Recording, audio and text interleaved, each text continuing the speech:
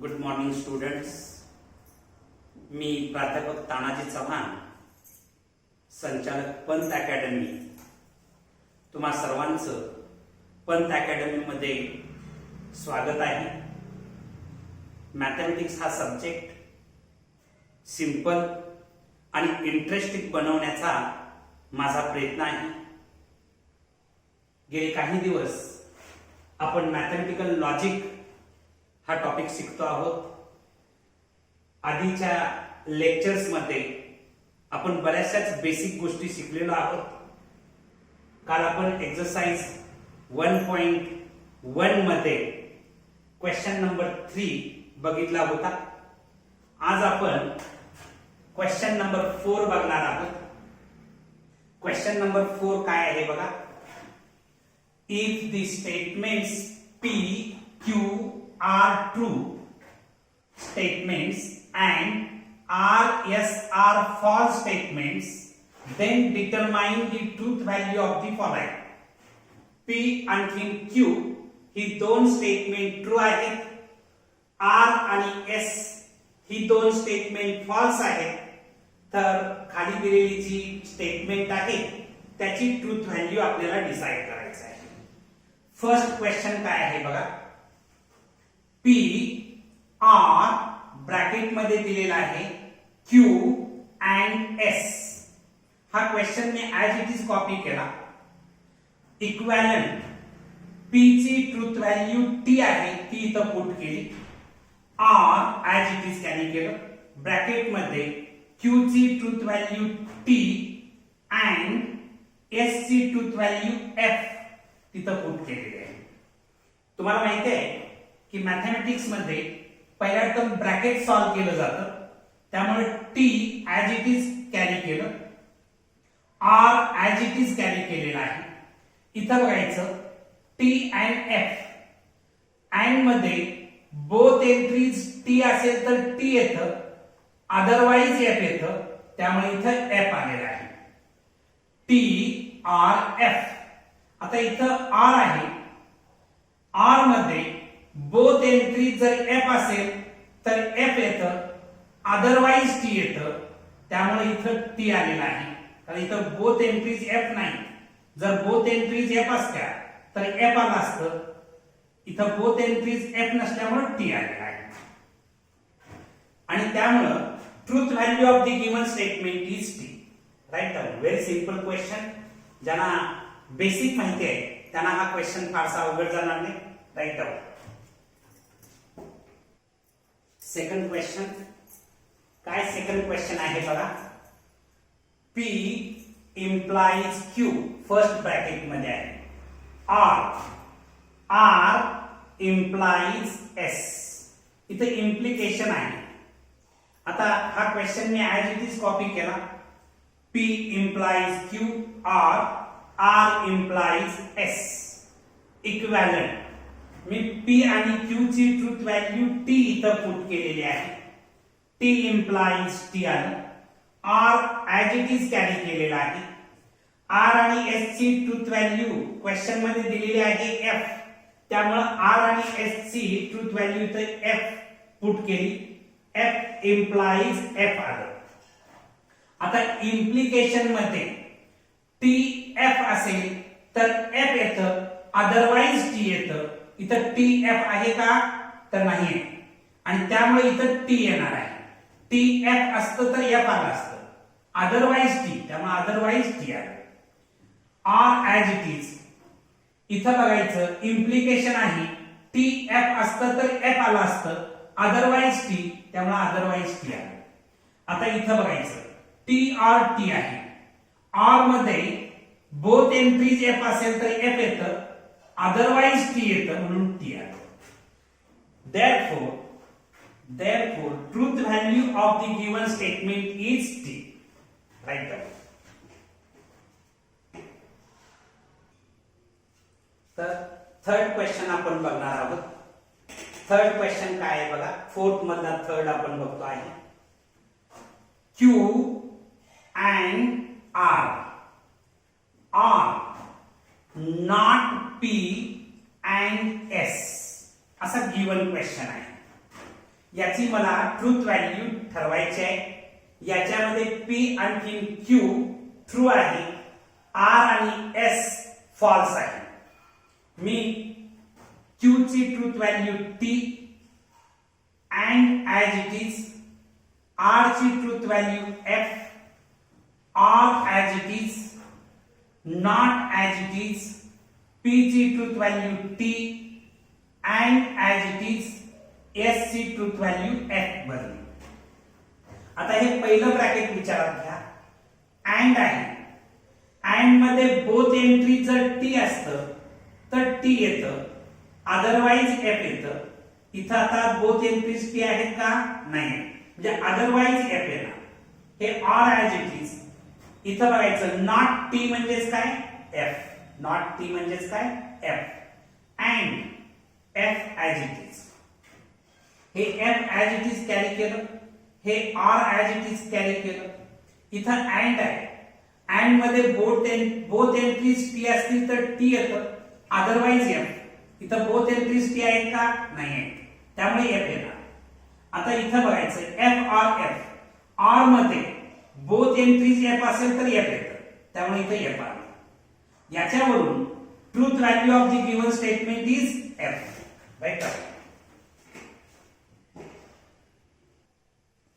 तर question number 4 काय आहे बघा. P implies Q and not R असा गिवन क्वेश्चन आहे. आता P आणि Q ची ट्रूथ व्हॅल्यू T आहे हे तुम्हाला माहिती आहे, क्वेश्चन मध्ये दिलेलं आहे. आणि R ची ट्रूथ व्हॅल्यू F आहे, हे पण क्वेश्चन मध्ये दिलेलं आहे. आणि त्याच्या आधारे मी फक्त ट्रूथ व्हॅल्यू पुट केलेली आहे. T implies T and not F.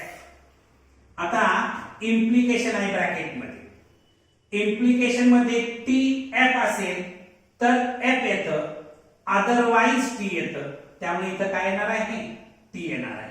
हे and as it is. Not F म्हणजेच टी. नॉट एफ म्हणजेच काय? टी.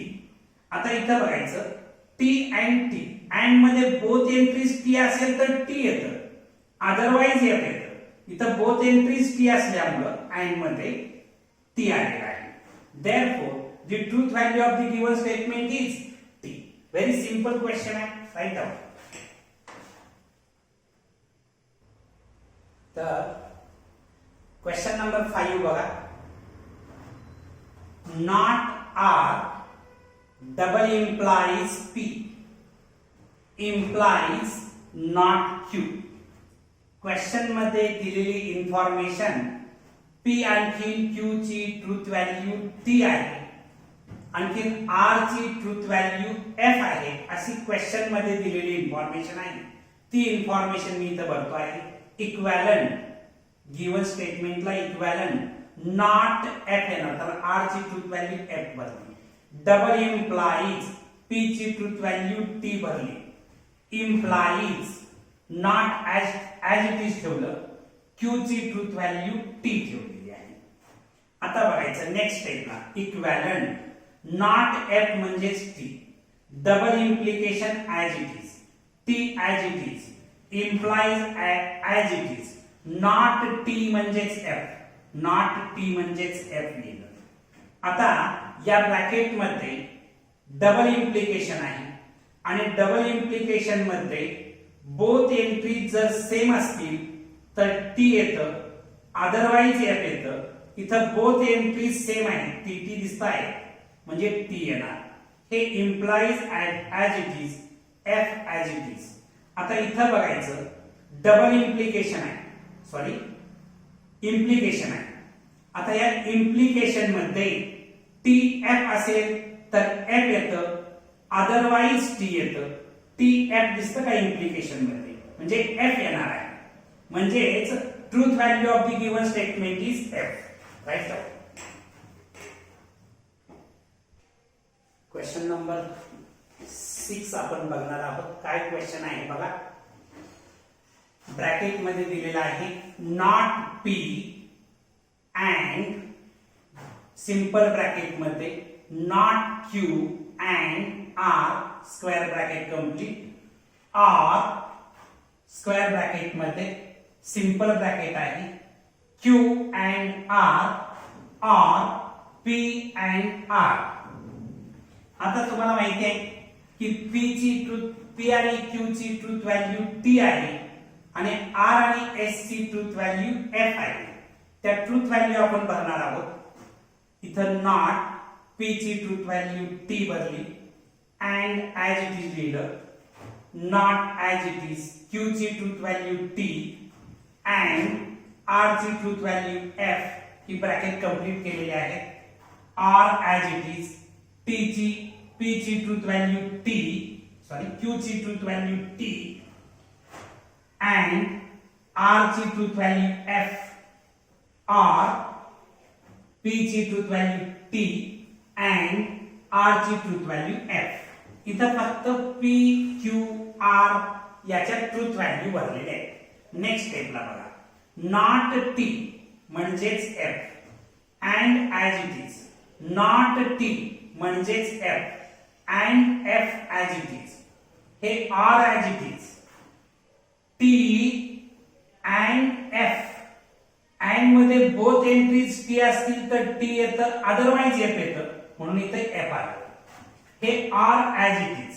या ब्रॅकेटचा विचार करा, T and F आहे and मध्ये बोथ एंट्रीज T असेल तर T, अदरवाइज F, म्हणून इथे F आलेला आहे. नेक्स्ट स्टेपला बघा, इथं equivalent F as it is and as it is. इथे या ब्रॅकेटचा विचार करा, F and F and मध्ये बोथ एंट्रीज T असतील तर T येतं, अदरवाइज F, त्यामुळे इथे F आलं. हे R as it is. इथं बघायचं या ब्रॅकेट मध्ये F R F, R मध्ये बोथ एंट्रीज F असतील तर F येतं, म्हणून F आलं. नेक्स्ट स्टेप, पुढच्या स्टेपला बघा, इथं बघायचं F and F आहे and मध्ये बोथ एंट्रीज T असतील तर T येतं, अदरवाइज F, म्हणून इथे F आलं. हे R as it is, F as it is. इथं बघायचं F R F आहे. आता इथं बोथ एंट्रीज F आहेत R मध्ये, म्हणून F आलं. कारण R मध्ये बोथ एंट्रीज F असतील तर F येतं, अदरवाइज T येतं. इथं काय येणार आहे, F येणार आहे, कारण बोथ एंट्रीज F आहेत. आणि त्यामुळे truth value of the given statement is F. Write out. तर नेक्स्ट क्वेश्चन नंबर 7. काय क्वेश्चन नंबर 7 आहे बघा, इथं स्क्वेअर ब्रॅकेट मध्ये दिलेला आहे, इथं सिंपल ब्रॅकेट आहे, not P and Q and not R. पुन्हा स्क्वेअर ब्रॅकेट मध्ये सिंपल ब्रॅकेट दिलेली आहे बघा, P implies Q implies not S or R.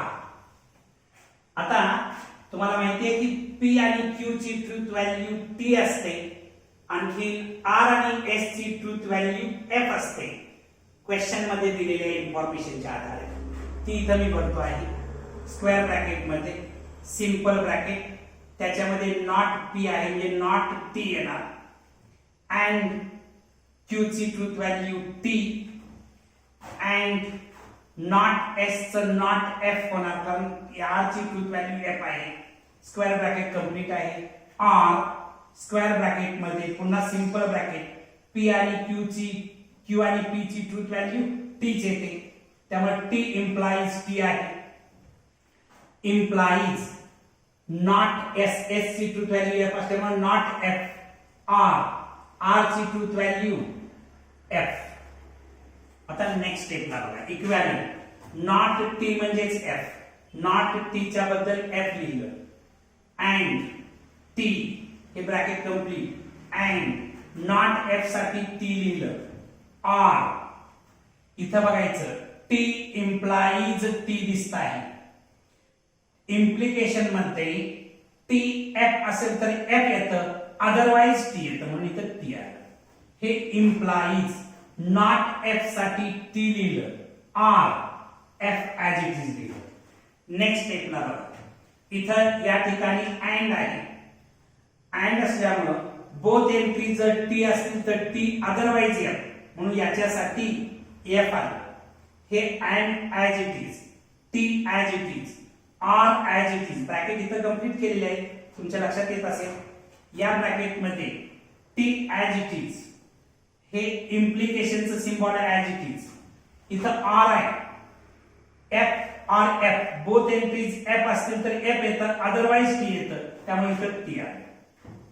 इथं अँड आहे, अँड मध्ये बोथ एंट्रीज टी असतील तर टी येतं, अदरवाइज एफ येतं, त्यामुळे एफ आलेलं आहे.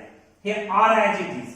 इथं बघायचं इम्प्लिकेशन आहे, इम्प्लिकेशन मध्ये पहिली एंट्री टी आणि दुसरी एफ असेल तर एफ येतं, अदरवाइज टी येतं, त्यामुळे हे टी आहे. आता इथं बघायचं आर मध्ये बोथ एंट्रीज एफ असतील तर एफ येतं, अदरवाइज टी येतं, त्यामुळे टी आहे. Therefore, truth value of the given statement is T. Right down.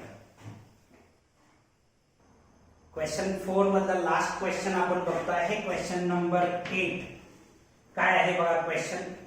Not square bracket मध्ये आहे, सिंपल ब्रॅकेट मध्ये not P and R simple bracket मध्ये S implies not Q, double implication P and R.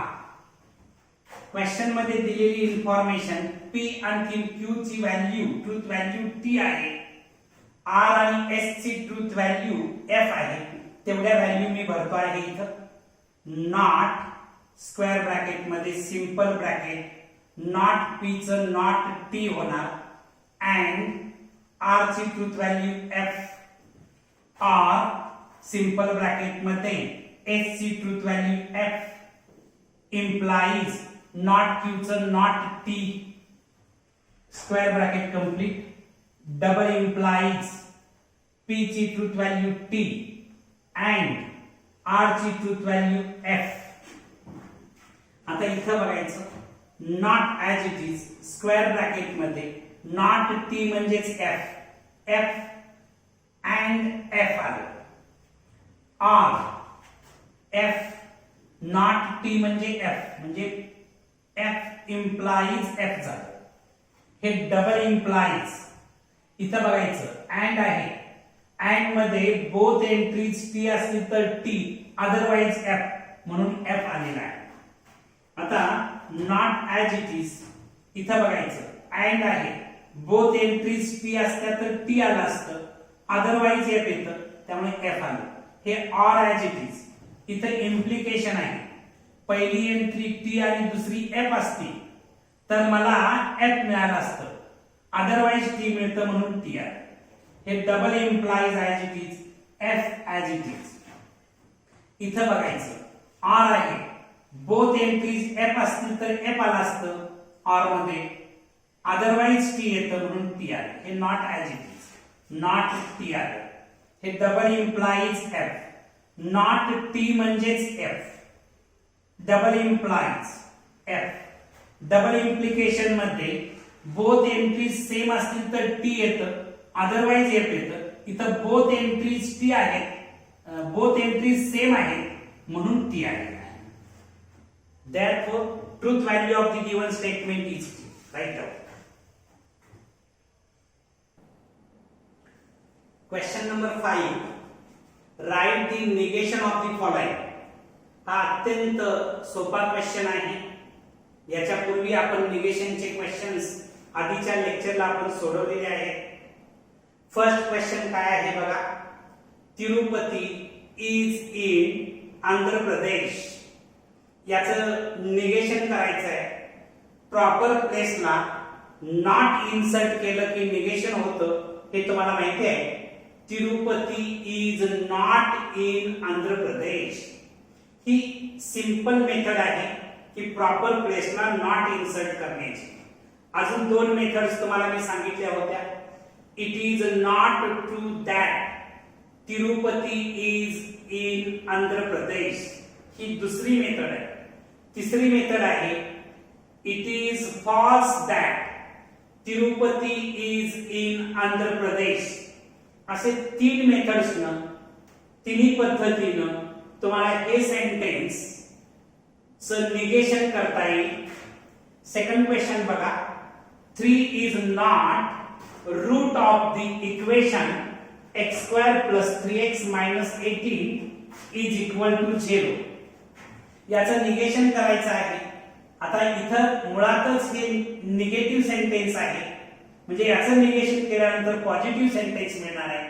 म्हणजे 3 is root of the equation x square plus 3x minus 18 is equal to 0. हे not फक्त काढून टाकलं, कारण negation of negation म्हणजे statement itself असा जो कन्सेप्ट आहे तो कन्सेप्ट इथं वापरलेला आहे.